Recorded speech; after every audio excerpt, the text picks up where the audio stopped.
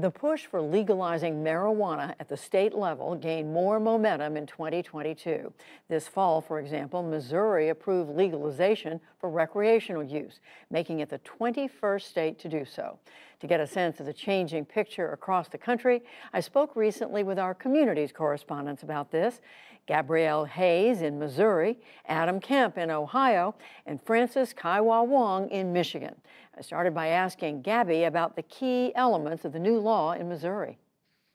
It's important to know that back in November, this amendment passed with 53% of people voting yes. Now, it establishes a lot of things. First and foremost, we know that it establishes a sort of lottery process where that will sort of be the mechanism for people being able to be awarded licenses. We know that those who already have medical marijuana licenses will kind of get first dibs for being able to sell as early as next year. The amendment also establishes a 6% tax. And so the state has already estimated that they believe or expect to see as much as $40 million being generated annually from, this amendment going into effect.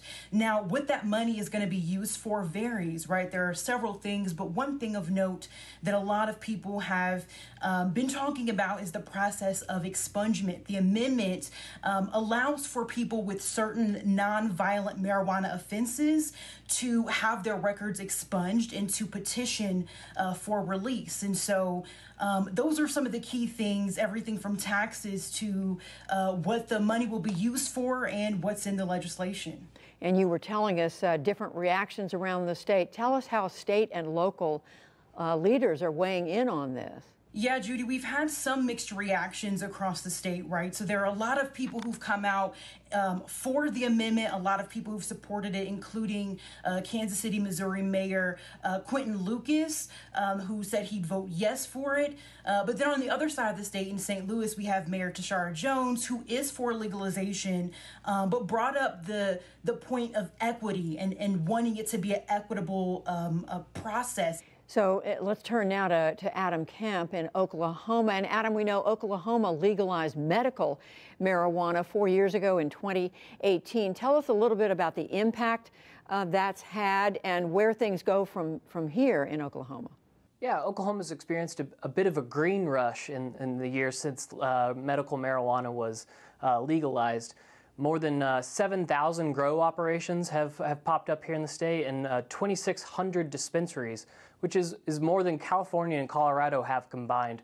That's due in large part to the very low startup cost that it takes to obtain your marijuana business license here in Oklahoma. That's only about $2,500 here in the state, compared to neighboring state of Arkansas, just for example, that it's $100,000 to start that. So all that said, Oklahoma is in March going to have a statewide question about whether to legalize recreational marijuana.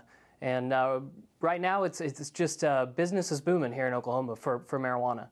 Well, I follow Oklahoma politics. I was born in the state, and we know it has been fairly conservative politically. Has there been pushback to the law from Governor Stitt or from the state lawmakers? Governor Stitt actually inherited the passage of medical marijuana. He became governor as it was passed, and so he's spoken a lot about the need to kind of fine-tune the system and everything, and he has said that he himself personally opposes recreational marijuana and will personally vote against it. But this is a state question, and so if it passes, it will become the law of the land. The rest of the state seems to be very on board with recreational marijuana. It's polling right now very, very well. It's ahead of the no vote at the moment, and it's also probably the best show of its popularity here in the state. More than 10% of all Oklahomans already have a medicinal marijuana license.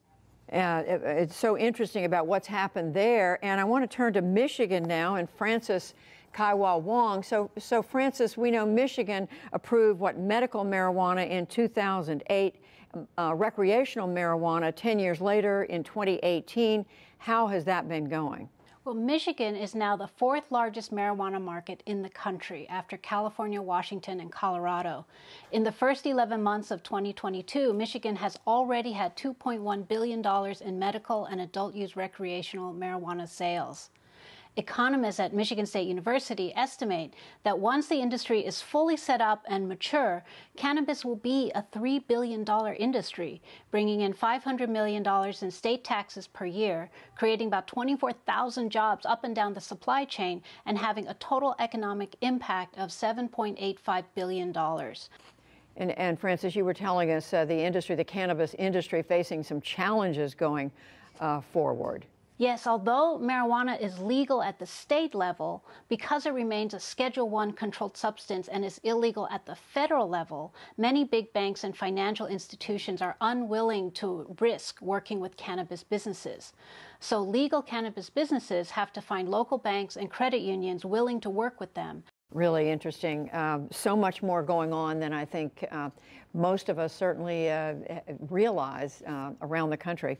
It's so good to have these reports from the three of you, Frances Kai-Hwa Wang, Adam Kemp, and Gabby Hayes. Thank you all.